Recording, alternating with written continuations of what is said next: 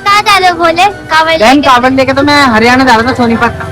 बोले कुछ खा लो बोले।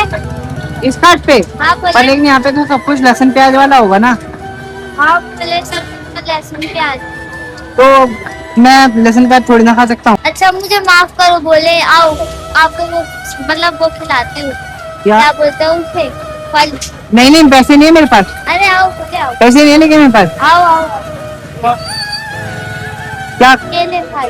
केले? भैया एक दर्जन केले दे दो साथ। बहन बहन, एक दर्जन नहीं, 2-3 केले मेरा हो जाएगा। कोई बात नहीं बोले, आपके दोस्त होंगे ना कोई, दोस्त तो है पर लेकिन मेरा हो जाएगा, 2-3 किलो में हो जाएगा। तो उनको भी खिला देना ना, वो भी तो भूखे होंगे ना बोले। चलो ठीक है ठीक है। बात नहीं भैया, ये पूरा एक कितने का है?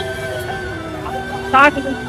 ठीक है, ये आप पन्नी देना, मैं इनको पैक करके दे दूँ। नहीं नहीं, मेरे को ऐसे दे दो, मैं ऐसे ही ले जाऊँ। ऐसे ये हाँ। ठीक है। हेलो, अगर पानी पीना हो तो बता देना मेरे पास। केले के ऊपर पानी नहीं पिया जाता है।